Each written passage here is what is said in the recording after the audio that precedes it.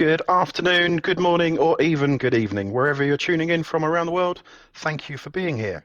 Before we get started, as usual, a quick rundown of who the future of protein production is. We are a digital platform connecting companies right along the alternative proteins value chain, from research at one end to retail at the other, and everything in between.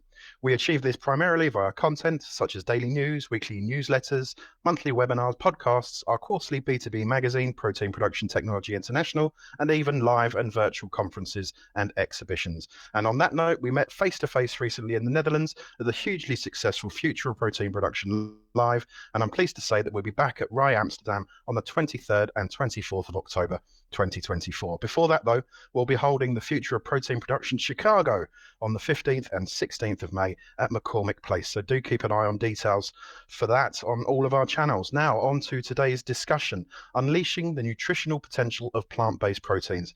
As I'm sure we'll all agree, in recent years, there has been a big shift in the way people perceive and consume plant-based proteins in their diets. We have seen this most significantly in meat and dairy, but other fast-growing categories also include sports nutrition and snacking foods. The early days of sports nutrition predominantly featured animal-derived proteins such as whey and casein as the primary choice for athletes and fitness enthusiasts. However, as the health and environmental benefits of plant-based diets have become more widely recognized, plant-based proteins have started to gain traction. One of the primary factors driving the adoption of plant-based proteins in sports nutrition is their ability to provide essential amino acids necessary for muscle recovery and growth.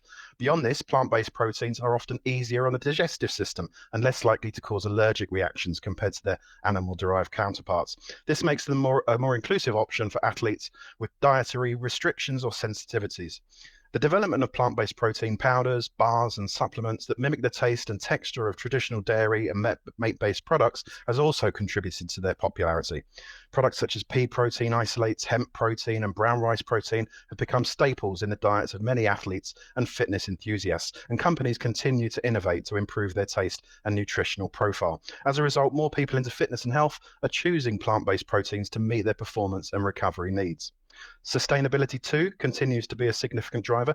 Consumers are increasingly concerned about the environmental impact of their food choices, and plant-based proteins require fewer resources, emit fewer greenhouse gases, and have a lower ecological footprint compared to traditional animal-derived proteins. This aligns with the values of many people who want to make choices that are both good for their bodies and for the planet. As we will touch on today, plant-based proteins have also made their way into the snacking food category. This trend can be attributed to the rise of the flexitarian and vegan diets and the increasing demand for convenient on-the-go snacks that provide both nutrition and satiety. Snacking companies have responded to this by introducing a variety of plant-based protein snacks. These range from protein bars and crisps made from ingredients such as lentils, chickpeas, and quinoa to nut butter spreads that offer a protein boost. Such snacks appeal to consumers who want to maintain their protein intake while enjoying the convenience of portable and tasty options. However, despite the huge growth of plant-based proteins in sports nutrition and snacking, challenges remain. Taste, texture, and the ability to match the nutritional profile of animal-derived proteins are still areas of development. Additionally, there's an ongoing debate about the overall healthiness of some highly processed plant-based products, which some claim can contain additives and fillers. Naturally, we will focus on this topic today. Now, as I'm sure we'll find out in the next hour or so, the future of plant-based proteins in these categories is likely to involve further innovation, with companies striving to create products that are not only nutritious and sustainable, but also delicious and cost-effective. Now, on to the main event. First, we will have a very short presentation from Carlos Fraguela. He's the Business Development Manager of Plant-Based Proteins EMEA, and Brittany Van Buskirk, Plant-Based Proteins Application Lead, both from Ingredion, the sponsor of today's show. Once we get going with the discussion after that, feel free to pose any questions to our panelists via the Q&A box. It would be great if you could provide your name and the company that you're from, and I will do my best to get to some of them at the end or during today's broadcast. For now, though, I'm going to hand over to Brittany and Carlos. It's over to you guys.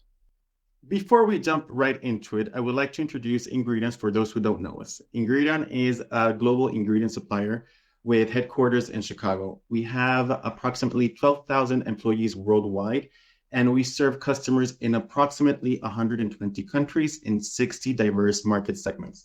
And just to give you an idea, in 2022, 70% of new product launches contained at least one of our ingredients. One of our ingredients being starches, plant-based proteins, thickeners, high-intensity sweeteners.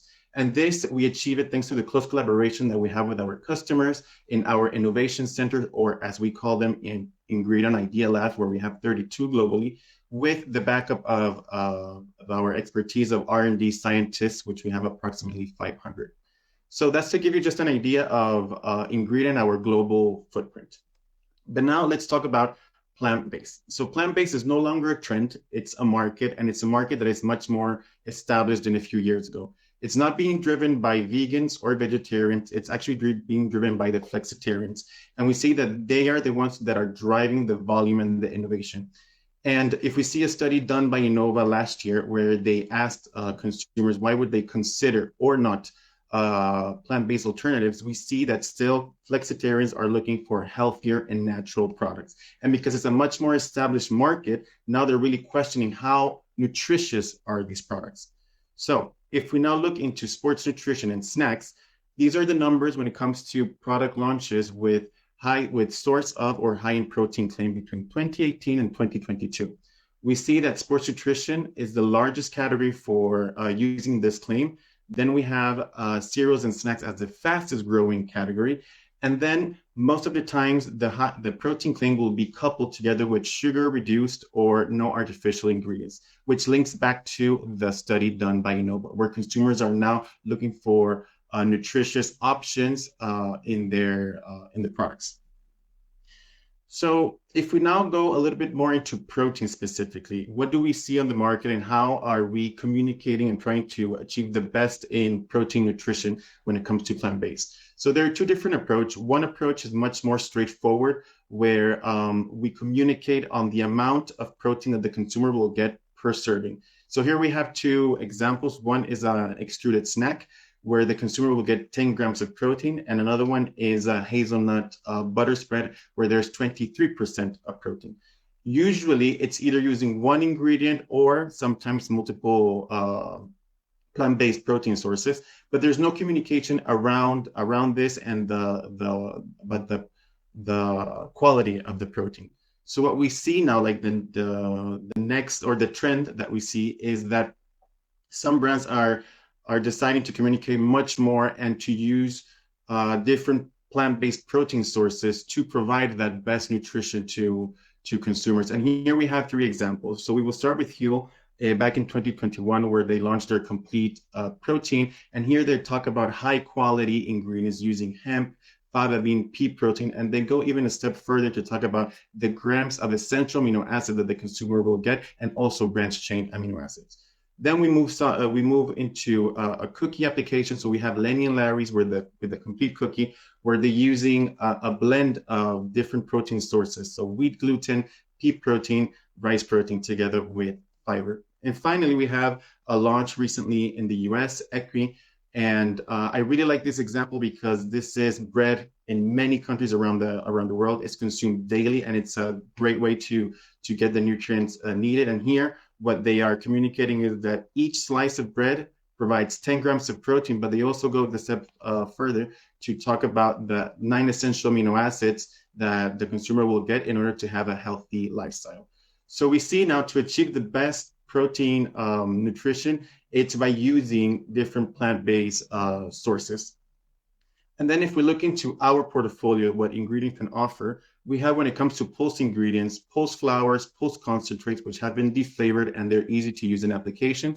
And then we have the pea protein isolates with above 80% protein, which can help you achieve that high level of protein. But not just protein in our portfolio, we have the full toolbox. So we have starch-based texturizers, where it helps you to get the right texture in your product. We have specialty sweeteners, where you can reduce sugar and not lose the sweetness quality that you're looking for. We also have flavor modifiers to improve the sweetness quality, but also to reduce any bitter or off notes. And finally, we have food systems, where we pick different ingredients from our portfolio, but also ingredients from independent global suppliers. But do not take my word for it. I will now hand it over to Brittany, where she will explain about the challenges and advices that we give when it comes to developing plant-based, developing sports nutrition and snack products with plant-based proteins. Over to you, Brittany. Thanks, Carlos. So if I was to poll this audience right now and ask you, what are the challenges in formulating plant-based products? I expect I would get a whole slew of answers. I'm sure some of you would be speaking towards what the consumers are asking for. So looking for healthy products to their bodies, but also healthy for the planet. And then I'm sure some of you will also speak towards your own manufacturing challenges. How can you use your existing equipment in order to process these plant-based ingredients? Or how can you achieve the same shelf life of the products you're historically used to? It's important not only to choose the right ingredients, but also choosing the right suppliers to partner with in order to help accelerate bringing your products to the shelf. So today we're going to talk about how you can utilize Ingredion's portfolio of pulse proteins in order to help bring your products to the market. Through working with Ingredion, you're getting not only access to our ingredients, but also our team of experts around the globe and locally within your region in order to help bring these products to shelf. After all, it takes not just the formulation know-how, but the nutritional know-how, the culinary expertise in order to bring your products to shelf. Today, we'll be focusing in on 4 application areas. We'll be speaking about ready-to-mix beverages, ready-to-drink beverages, cold-pressed bars, and better-for-you snacking. We'll talk about the challenges and solutions in order to bring these products to life. So when we speak about these products, we need to start with that foundation of nutrition in order to create a winning product. So you need to be clear on if you are working to produce a product based off grams of protein or grams of complete protein. So if you are working to achieve a certain Nutri-Score, you are focusing in on grams of protein, in which the protein in your product will help to elevate your Nutri-Score. Versus if you're looking to produce a product that focuses in on complete protein, you're focusing in on PDCAS. PDCAS is protein digestibility corrected amino acid score. When we look at working with ingredients such as animal sources, so whether that's milk protein concentrate, casein, these all achieve a PDCAS of 1. Soy also achieves a PDCAS of 1. But when you're looking to formulate with other plant protein sources, such as pulses or nuts or oats, these do not achieve a PDCAS of 1. And so that's where you need to look at blending proteins together in order to help elevate that PDCAS score. So we're going to speak very briefly about blending proteins together. In this demonstration, we will have protein A. Protein A has 30% of its first limiting amino acid. So we are not able to have that PDCAS of 1 with protein A because of that first limiting amino acid shown in red. So what we then do is we scan the market to understand, okay, what is another protein that can be blended with protein A and to make up that deficient limiting amino acid. So we found protein B. So we blend protein A with protein B in order to create a complementary protein blend that ideally gets you to a PDCAS of 1 or gets you significantly closer to that. A great example of this is blending pea and rice together in order to achieve that PDCAS of 1. So if we want to bring this example to life, let's focus in on ready-to-mix beverages. So if you came to me and said, Brittany, I'd like to develop a ready-to-mix beverage, the first question I'd ask you is, are you looking to achieve that grams of protein or that grams of complete protein? And that will help us determine, are we exclusively working with ingredients Vitessence pea protein isolate, or are we working to blend a few together? So the great thing about Vitessence pea protein isolate is that it helps you overcome many of the challenges that you may run into in this application area. So some of these challenges include dispersibility. So when you're shaking the bottle, you want the protein to go into solution quickly. Foaming, when you're shaking that, you don't want to just get a mouthful of foam right away. You want to get that product. And so really navigating those challenges and working with the Vitessence pea protein isolate helps you overcome them. One of the key challenges is also taste. So pulses can bring along green, bitter, pulsy notes. But by working with the Pure Circle natural flavor line, it helps to mask or reduce some of these off notes and perhaps enhance other desirable notes. So another application area that we can speak towards is ready-to-drink beverages. So these include both high protein levels, 20 to 30 grams of protein, or the lower protein levels, such as plant-based milks, around 80 grams of protein. We're seeing more and more of those higher protein levels are where targeting those essential amino acids is becoming more important. So in this application area, you're looking to achieve that creamy, smooth mouthfeel, but also ensuring that when you reach those elevated protein levels, that you can process it through your manufacturing equipment. Vitessence pea protein isolate gives you that ease of processing while also giving you that smooth, creamy mouthfeel. And then again, if you're working with the Pure Circle line of natural flavors, it helps to mask some of those off notes. But interestingly, it also helps to enhance some flavor notes such as vanilla or chocolate, depending on the natural flavor that you work with. So another application area, especially as we think about the acceleration of on-the-go snacking, is bars. So bars have three different kind of subcategories within there. There's the particulate type bar, the baked bar, and the dough extruded type bar. You can achieve the addition of protein in a variety of different ways. If you start with the larger substance of the bar, kind of the dough in the extruded bar or the baked bar, really working with Vitessence pea protein isolate gives you a stable texture through shelf life, which is one of the most important areas to focus on, is ensuring that if you eat that bar at month 1 or month 9, that you're experiencing the same product. So starting that with that foundation is key. If you're looking to develop gluten-free or wheat flour replacement, working with the line of Homecraft Prista flours, so pea, lentil, or fava, gives you the ability to one-for-one replace those flours in this type of application. And then if you're looking to develop a coated bar or have that compound coating base, you can actually one-for-one replace non-fat dry milk with the Homecraft Prista flours in order to create that compound coating. So lastly, talking about better for you snacking. This encompasses a breadth of products, whether that is extruded puffs or crackers, or even all the way to cereals. As we heard from Carlos, cereals and snacks are the fastest growing category for protein claims. In this application area, you can fortify with either the Vitessence pea protein isolate or our protein concentrates. If you fortify with the isolate, you get more of a firmer product. And if you fortify with the concentrates, you can get more of that expanded, crispier product. And in this type of application area, if you're really looking to create, again, those gluten-free products, those wheat flour replacement, you can use the Homecraft Prista pea flours in order to deliver differentiated textures. So whether you choose to work with the lentil or the pea or the fava, you can get unique textures that really help to expand your consumer's eating experience.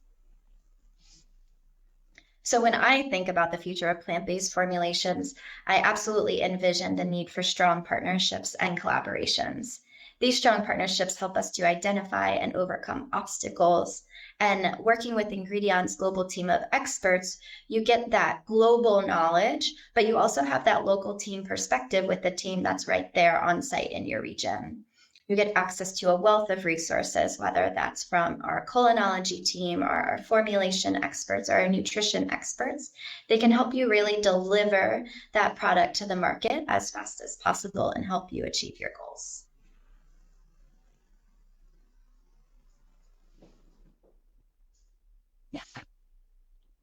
Thank you very much, Carlos and Brittany, for that and for laying the foundation of today's discussion. We're now going to say goodbye to Carlos, but Brittany, you'll be staying with us. Let's bring on our other panelists.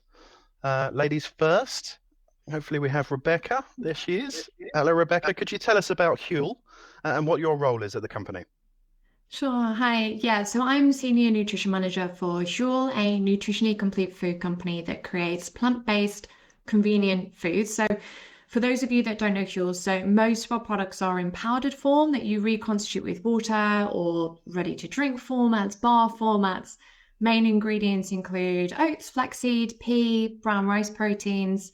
And the idea behind Huel that we will probably go into as we further the conversation is that when you're in a hurry or you're out of home, people tend to buy foods that may be nutritionally poor or particularly high in fat, sugar, salt. And because Huel products contain a balance of 26 essential vitamins, minerals, and essential fats, fiber, protein, it means that it's a perfect meal option if you're away from the kitchen or if you're time poor. So my role at Huel involves working with our new product development team to formulate and create the products to ensure that they include all the nutrients at all the correct levels. I manage a lot of research trials that we do at Huel to learn as much as we can about our products. I work with marketing claims review for, sometimes I'm not the most loved person by our marketing team going through with the red pen, but there we are. So yeah, lots going on at a growing company like Huel. Thank you very much for that. And now, Nick, what's the focus of Nutrition Integrated, and how did you end up in this particular part of the sector? Yeah, brilliant. Thanks, Nick. Thanks for the question. Thanks for the invite. Nutrition Integrated, I'm founder of. It's basically data and insights company focused on what we would describe as active nutrition, which I think is the world that people see today as sports nutrition, more inclusive to more people. I think it's generally summarizing more proactive consumers who are looking to become healthier, both from an exercise point of view in terms of regular exercise, but also nutritional decisions or making better decisions more often on a daily basis. So in terms of our data and insight, we collect lots of product information from North America and Europe, with a particular expertise in plant protein, actually, through the formats we'll discuss today. So powders, bars, drinks, and bakery, and into other areas. My background is 12 years into the industry, really. So very much close to how it's evolved. It's like a PhD thesis to us as a company, really, understanding what's going on, and we love it. So yeah, we've always got a lot to say about the market as it's evolving. Brilliant. Now, well, welcome to both of you. So let's set the scene with a quick discussion about where we are. We often talk on this platform about plant-based meat, fish and dairy, but as we've already seen, there are other rapidly growing sectors utilising these alternative protein sources. How have our panellists seen the sports nutrition and healthy snacks categories evolve over the past few years? Nick, I guess that's probably a question for you, as you can look across companies. What have been the main drivers, in your opinion? Yeah, I'll try to keep it succinct because it's a pretty decent question to start.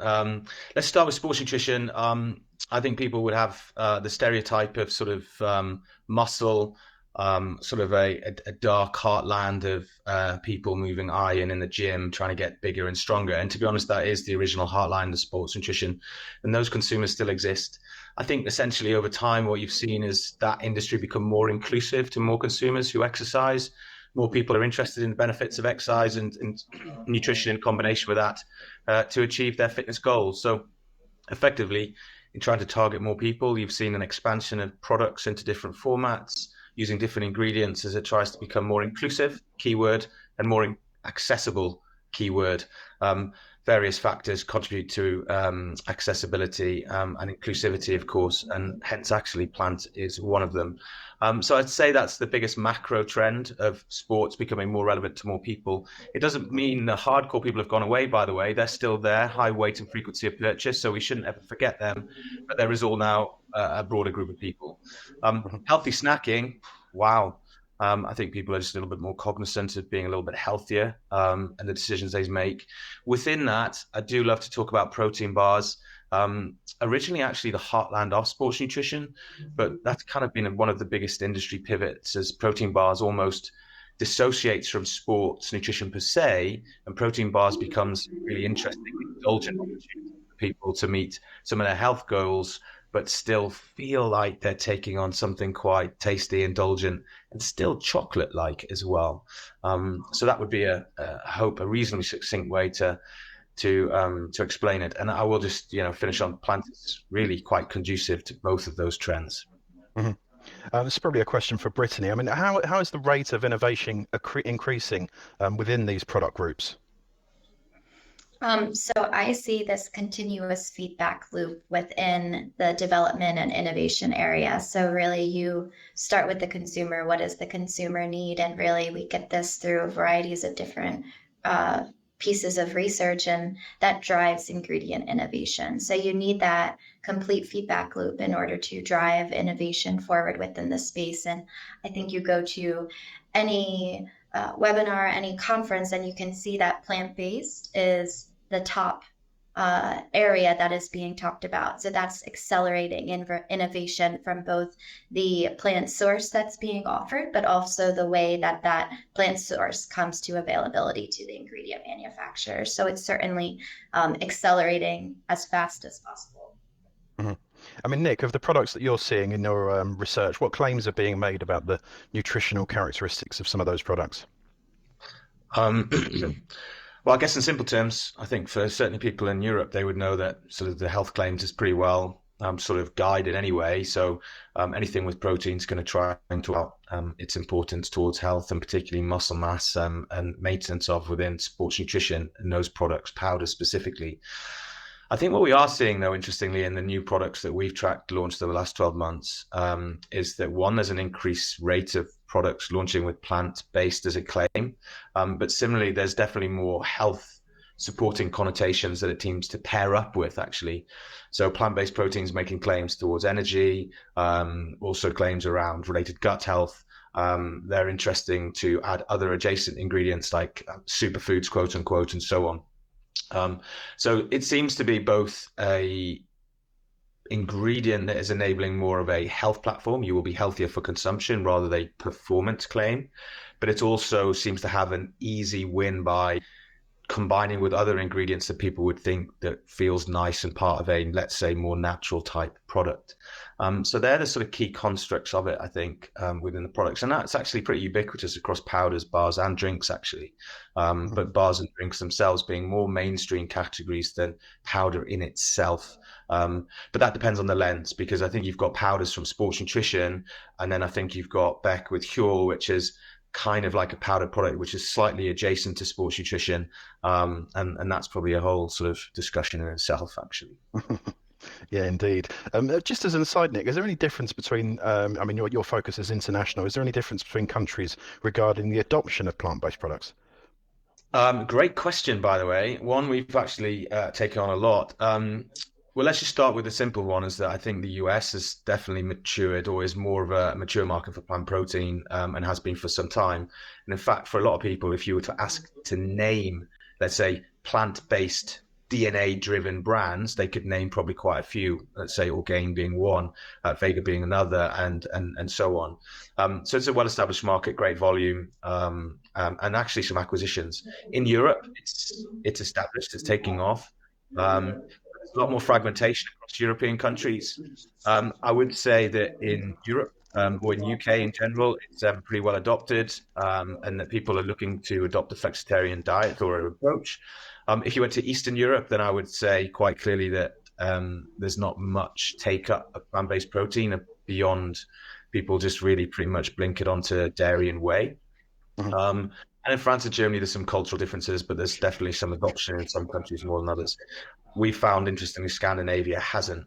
I will just point out, though, I think there's a really important one in that, whether a product just like screams it's plant protein, we are plant protein powder, we're a plant protein bar, and it's in the naming convention and how people perceive that. Or again, you could look at brands like Huel, where it's Huel, and that's the product that has a number of characteristics which define it, but it's not a green packaging. It doesn't say plant Huel.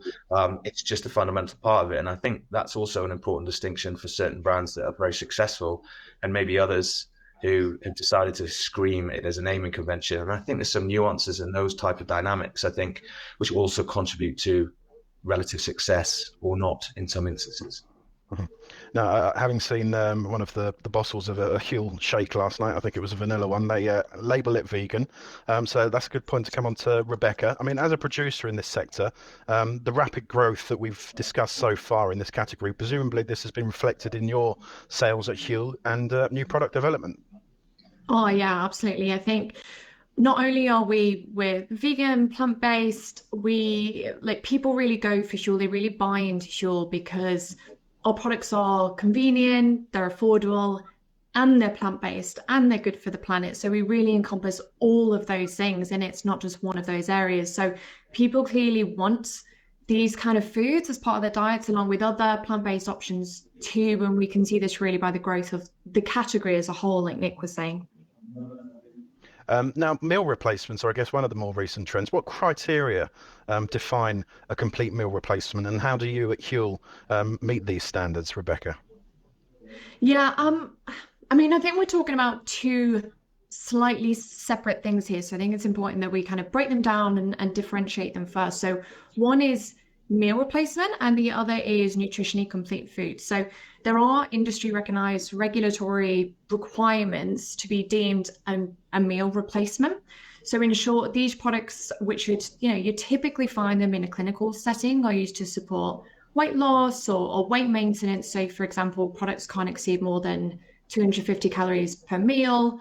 They should only be used for a certain amount of time. And there's lots of other caveats to why you would be categorized as a meal replacement, for example. But this isn't really where Huel sits, because we're 400 calories per meal, and we're not really aimed specifically at weight loss, or we're used instead, as we like to position it, as for someone's most inconvenient meal. So when then you've got complete food on the other hand, and this sector, it really is still in its infancy. So there's no real legally defined explanation as to what nutritionally complete food is, but we see it as a meal that provides everything that the body needs pro rata for your daily requirements. So for example, provides all your essential macro and your micronutrients that you need from that one meal. Nick, this is a question for you regarding the positioning of plant-based in this sector, and you've touched on this a little bit already. This isn't just a sports consumer, is it? I mean, how do you see plant-based as a conduit, for instance, to a sort of more active lifestyle for consumers? I wouldn't say like me, Yeah. but people No, like me. but I think, Nick, the way you described it is very good. Yeah, I think it is a conduit to more people. I think rightly or wrongly, there's probably, as an industry, we love stereotypes. So dairy and whey in particular has always dominated sports nutrition.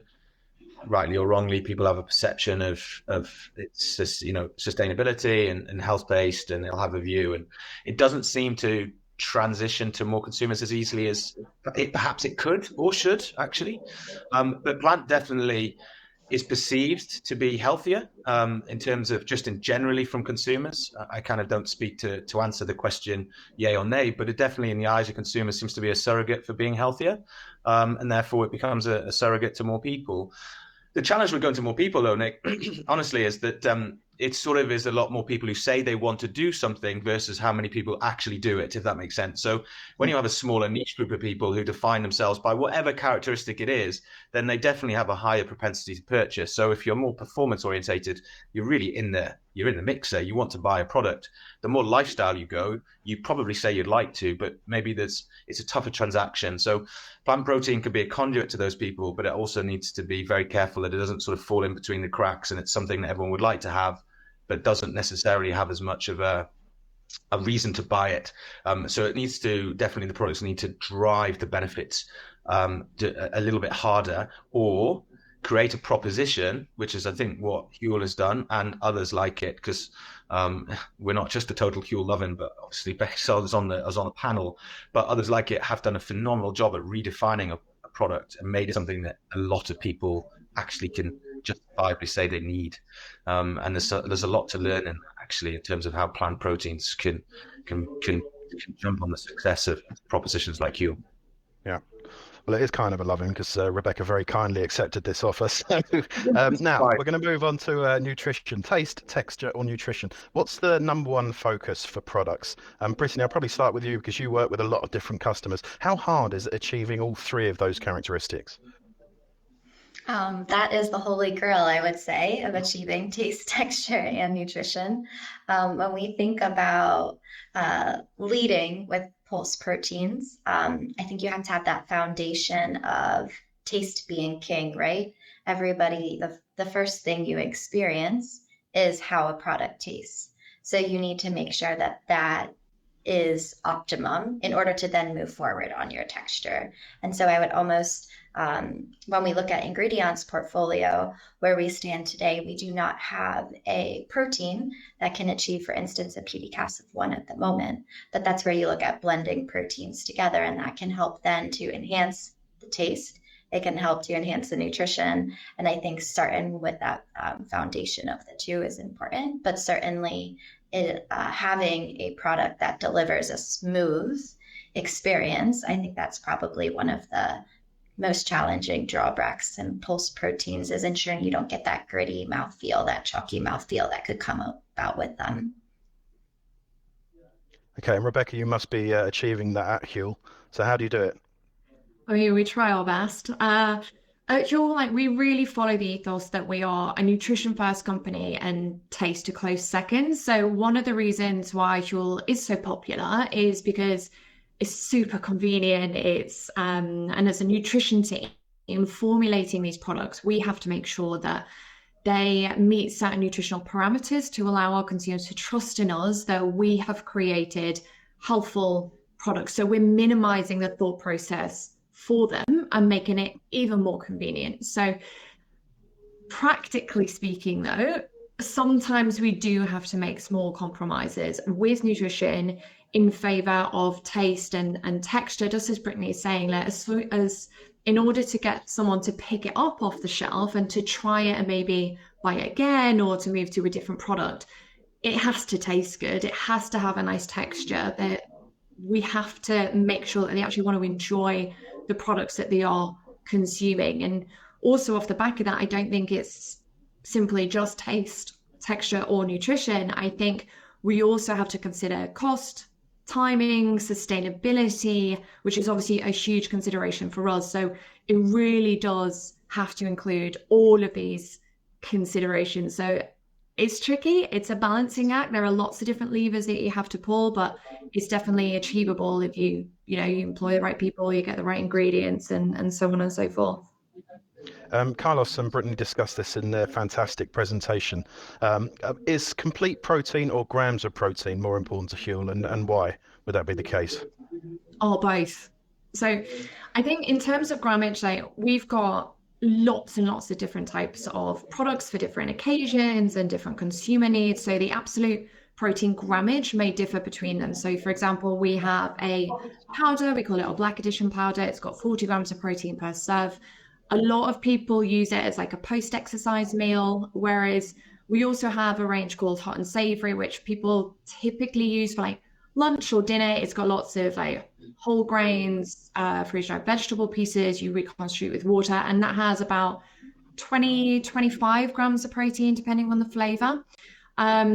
So people still want a high protein product, but the focus isn't necessarily just on the protein. Like, they also want a higher amount of carbs in this hot and savory products. So the absolute grammage of protein per serve, it is important, and it varies across the range depending on how the consumer's using the product. But ultimately, as well, on the quality side of the question, like, all of our products are formulated to be nutritionally complete, and part of that definition for us requires all meal-based products to be at least a source of all essential nutrients. So for example, with protein, it's going to meet the source of claim, but also meet the WHO recommendations for all essential amino acids per day on that daily basis, if you look at it as a pro-rata base. And we do that by combining at least 2 or more sources of plant-based proteins, sometimes 3 if we're feeling a bit fruity, to ensure kind of overall protein quality, as the guys were talking about in their presentation. And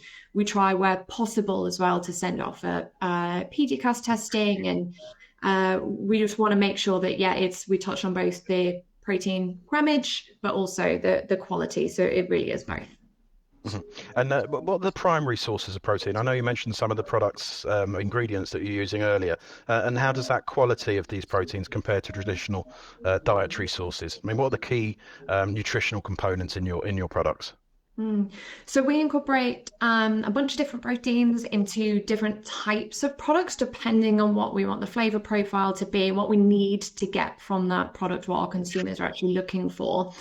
The favorites that we typically play with are pea protein, rice, hemp, fava.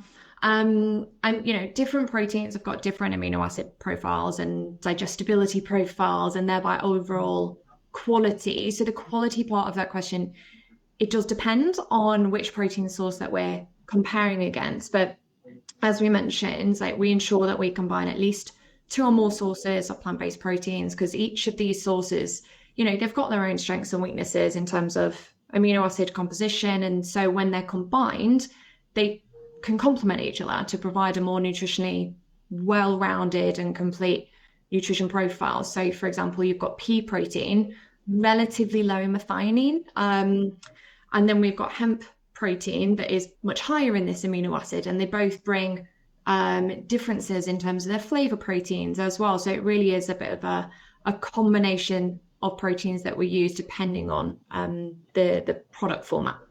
Mm-hmm. Brittany, as an ingredient supplier at Ingredion, what types of ingredients are you seeing a demand for from these categories? I think we've seen that foundation really, like Beck was saying, of that pea and fava as the foundation, but now we're seeing more and more proteins get heightened, such as chickpea, and that's for a variety of different reasons, whether that's flavor or whether that's color, depending on the application you're looking for. And then certainly that blend of proteins, so you're seeing more and more offerings of that combination in order to elevate the complementary proteins. But then, of course, you're seeing innovations in things such as precision fermentation, and really what is that next step as we look into the food industry. Mm-hmm. Rebecca, these are sexy products that you guys are offering, but there's a hell of a lot of science that goes behind them. Could you give us any insights into the research and testing behind your products to ensure their quality, their nutritional quality? Yeah, I mean, I like that they're being called sexy products. This is great. I mean, every product that we create, we really just consider scientific research at its core, whether that is the technical side, quality testing, new product development testing, or nutritional. So I'll tell you a bit from the nutritional side, because that's obviously my bag. So I mentioned obviously that all of our products meet all RDAs for all essential nutrients, but these RDAs, they really do differ by the governance of that region. So say, for example, it's going to have different amount of calcium if it's EU versus a US product and that kind of stuff. So they really are, these RDAs are established by lots and lots of different research papers. So it has science right at its core. Another instance is when we bring out a brand new product, my team will conduct a thorough research review about the type of ingredient that we want to include, the form, the inclusion dosage, health benefits. And sometimes we literally do go down a list of what marketing say, oh, these are all great ingredients that are out on the market.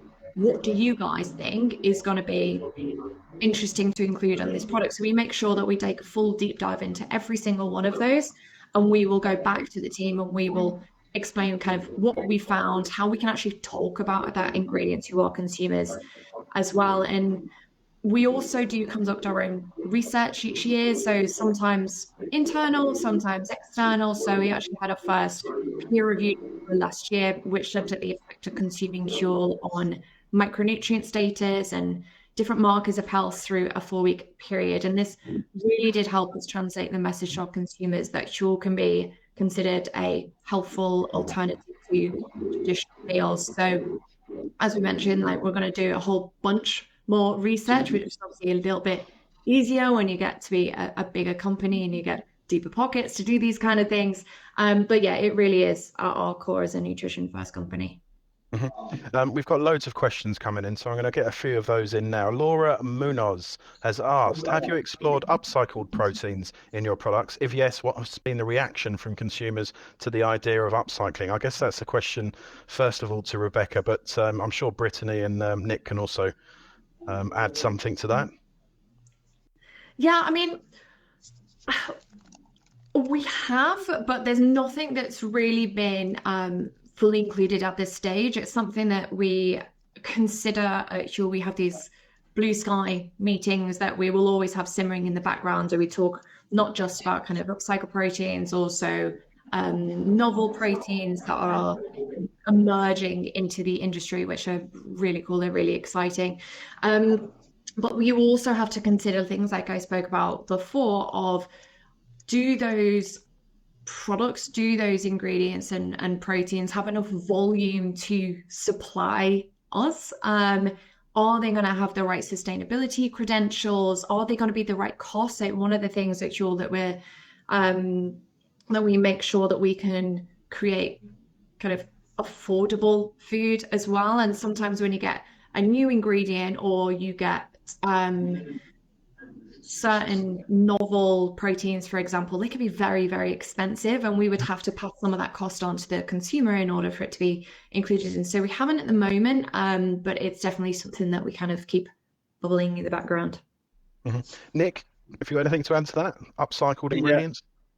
I mean, two very good quick points. I think the first one is just as a principle or as a concept, I think it's a good thing in terms of I think consumers are looking for real good authenticity to various sustainability initiatives, and I think upcycling and how that can help the market is probably quite a good one in principle. I don't think we see it too often in terms of the products we track yet, but I will just say, having been at Expo West, which is sort of the big consumer-based show in Anaheim in March, it was actually quite a bit of a trend. Particularly, there's a tick mark that's been launched for upcycled ingredients, which is being positioned by brands, so i.e. their communication to consumers. And interestingly, some ingredient suppliers are picking up at whatever the criteria is to be able to say you're an upcycled ingredient. So more so just a directional for everyone listening, that there is some initiatives or kite marks around trying to set criteria about that to at least create some sort of definitions, which I think actually in general is important for sustainability, by the way, just so everyone's kind of on a level playing field, but in terms of what people should be saying. Mm-hmm. Joe Humphreys has asked a good question, and it's good because it's one of the questions that I had anyway as part of our next phase. Now, there are a lot of challenges facing the food industry when it comes to developing nutrition-focused plant-based products. Now, we can't escape the ultra processed food debates in that. So what do you say to those people who suggest that plant-based foods are over-processed, potentially leading to the consumption of highly processed and less nutritious foods? Brittany? Yes, absolutely. A great question. So we see these concerns really focused in on the alternative meat industry. And one of the solutions that Ingredion has is actually our pulse flours. So when you think about pulse flours, they're actually milled just the same way as a wheat flour would be milled. And that is the process that they go through. So that is a wonderful ingredient to work with in a variety of different applications that follows a process that has been followed for hundreds of years, and can be leveraged in a variety of different products. So as we see growing concerns, there's an opportunity to work with the team in order to leverage these flours. Certainly, they cannot deliver everything that you need, because then if you're looking to enhance your protein content, these pulse flours typically come at 10 to 20% protein. And so you need to really work to understand your formulation and what their needs are in order to meet all of the needs of both your product and the consumer. Mm-hmm. Nick, must be something that you hear a lot, probably a common discussion for you. Yeah, no, it is. I mean, I think the last point is really important, by the way, from Brittany, about just making sure people know what it is they're looking to innovate for who and for what reason, and therefore find the right sort of ingredient solutions. And just in terms of the sort of processing piece, and I think, for some time we've called out, but as has many others, just the importance of, say, naturalness. Now, I'll always put that in sort of inverted commas and sort of say that's in the eye of the beholder in terms of what they perceive by that. But in general, consumers are looking for things that are more natural. I think actually, by the way, they'll accept engineered naturalness. I don't think they expect things to just come directly from the ground.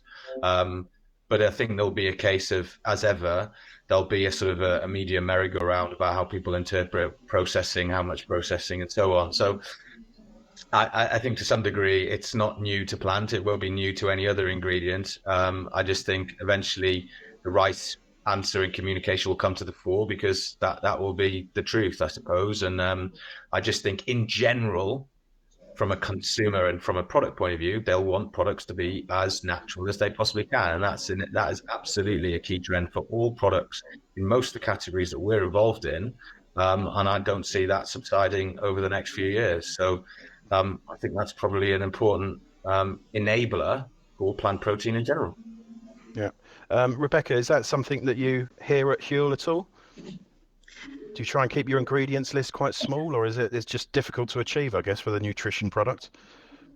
Yeah, it is. And, we're seeing a lot about the ultra processed food discussion and the influence on consumer perception, whereby any process is believed to be bad. And many of the ingredients that we're discussing today, obviously, a lot of plant-based proteins fall into this ultra processed food category, as does Huel, because, to get the end product, you have to extract the protein with a certain degree of processing to provide the amino acids that you need. And I guess actually maybe it'd be useful if I backtrack a little bit and just explain the new ultra processing food categorization system by Nova. It's a new label intended to categorize foods that have undergone a certain degree of processing. There's kind of 4 different groups, and it was intended really to capture foods that are typically bad for you, that have undergone an awful lot of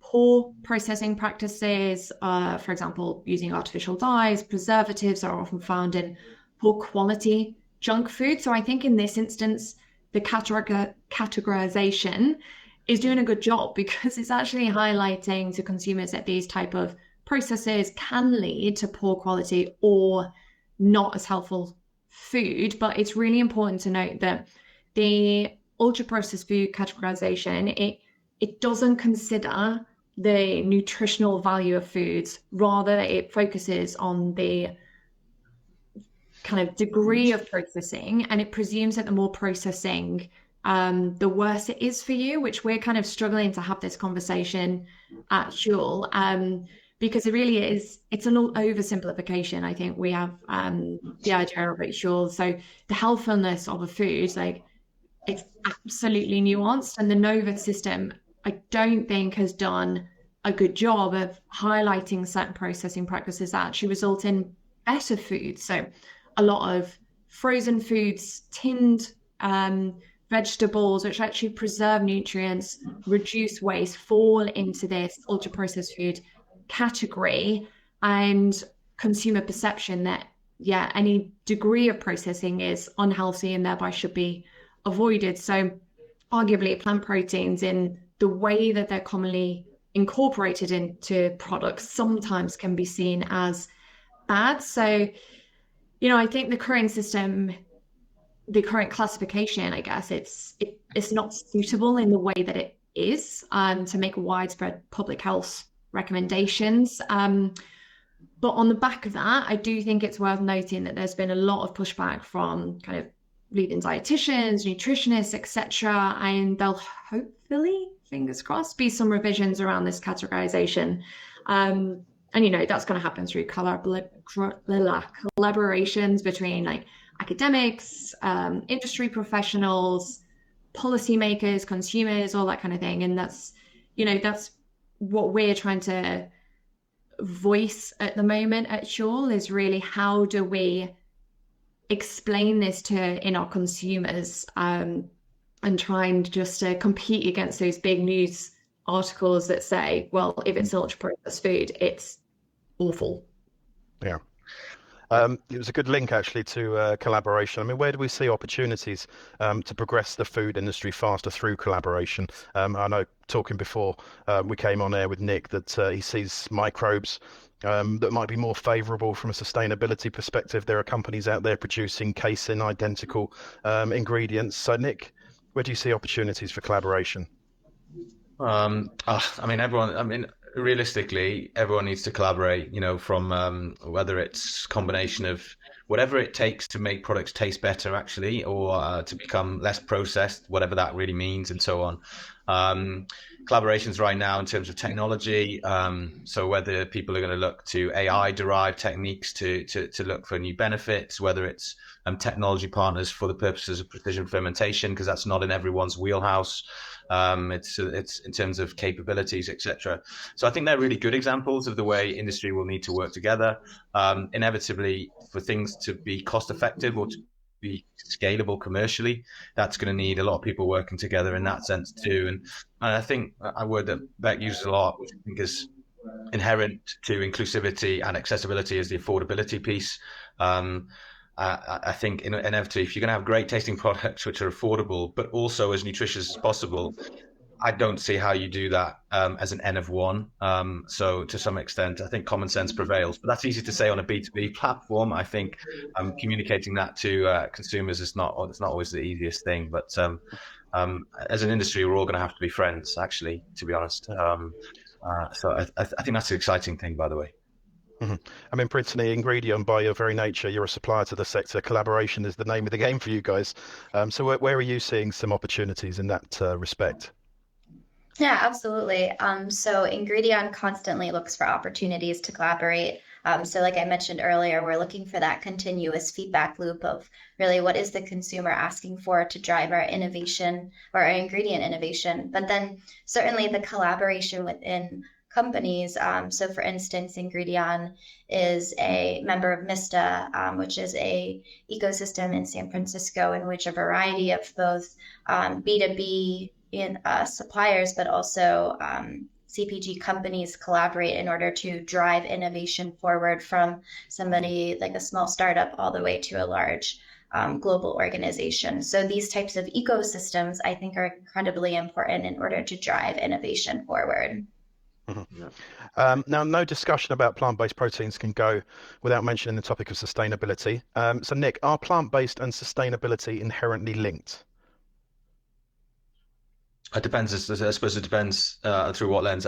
For me, I'm a product and a consumer person, so I would say they are. Yeah, I think people kind of use them interchangeably, rightly or wrongly. So I think there'll be a technical answer to that, and I'll let someone else answer that. From a product and a consumer point of view, I think people see them interchangeably, and they see one as being linked to the other.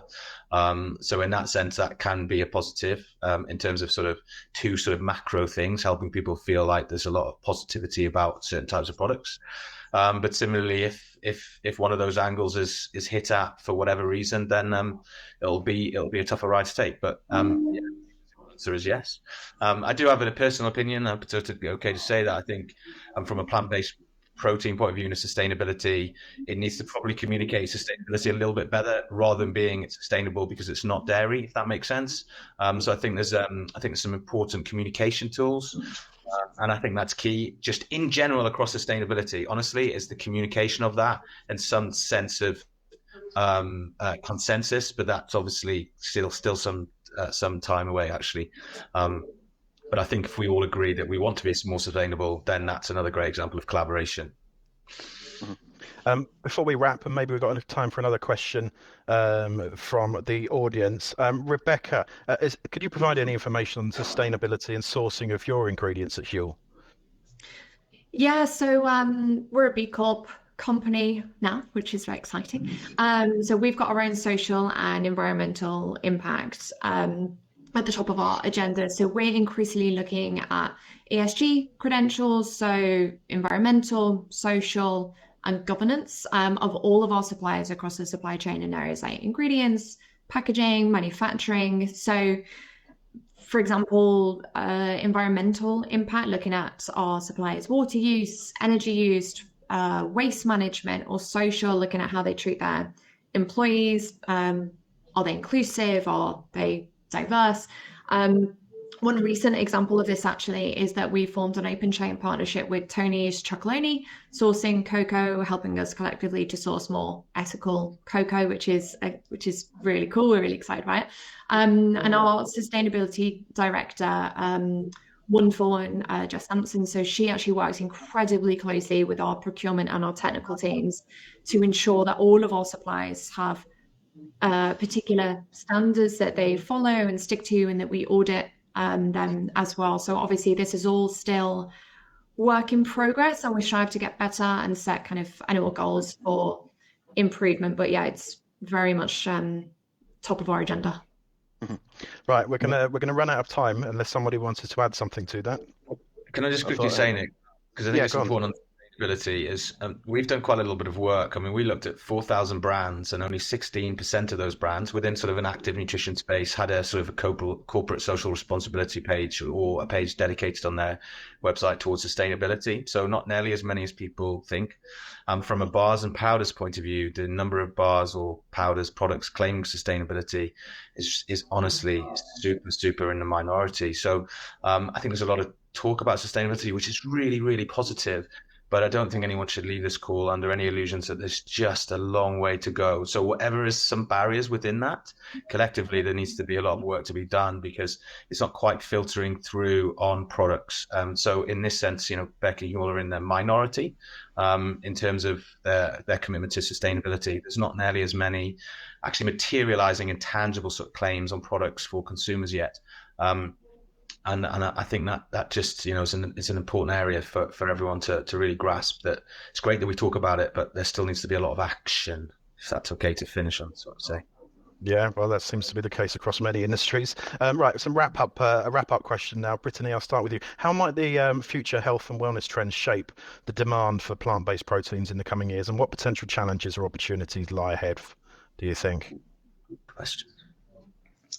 That's a great question. I would say really we have to, from a foundation, feed the planet, right? And so how we are going to do that in a sustainable way, from both a sustainable to the environment, but also sustainable to the people. That is something that needs to be achieved through collaboration. So just bringing it all together around starting with those challenges I highlighted in my presentation to finishing with the collaboration, both from B2B, but also B2C, it will be incredibly important. Mm-hmm. Nick? The simple answer to that is plants not going to suffer from macro tailwinds helping it be more relevant to more people over time, right? That's not going anywhere. I don't see any roadblock in the way. What plant protein needs to do is to have sufficient volume available, needs to be priced at the right price for people to be able to use it and maximize its full potential in products. And actually, crucially, more than anything, taste. There's been huge developments in that area. It doesn't taste bad, but in comparison to other things, it doesn't entirely meet the benchmark of other comparisons. And taste is going to be the biggest enabler to it reaching its potential, unquestionably. Yeah, and we see that across other sectors of food as well. So, Becky, final word to you. Opportunities and challenges ahead? Yeah, to be honest, I think I had really, taste, volume, price, so everything that Nick has just covered. My mind particularly went towards like novel foods and everything that is intertwined there, like speed of novel food approval, etc., etc. But yeah, it really does come down to those three key things as to how this area is going to grow and where those opportunities are. Mm-hmm. Okay, that's all we have time for today before somebody pulls the plug on us. We hope you have enjoyed today's broadcast. Join us next month on the 29th of November for our next instalment. That is automating production for novel foods. And I know we have a cracking lineup for that with experts from Meatable, The Cultivated Bee, Hamilton, Solaris and Umiyami. If you didn't get a chance, or I didn't get a chance to ask your question today, I'm sure our panelists won't mind you reaching out to them on LinkedIn and they'll get back to you directly. And finally, don't forget our magazine, Protein Production Technology International. The October-November 2023 edition is out now. And once again, it's packed full of some thought-provoking articles, including cell lines and growth media, alternative fats, alt proteins in the pet food industry. And there's an interview with Good Meat's Josh Tetrick as well. And Michael Natali from Ingredient, he's also in that issue discussing today's topic. We hope you enjoy reading it as much as we enjoy producing it. If you want to be featured in any of the 4 issues next year, feel free to reach out to me on LinkedIn. Thank you for joining us. Until next time, bye-bye.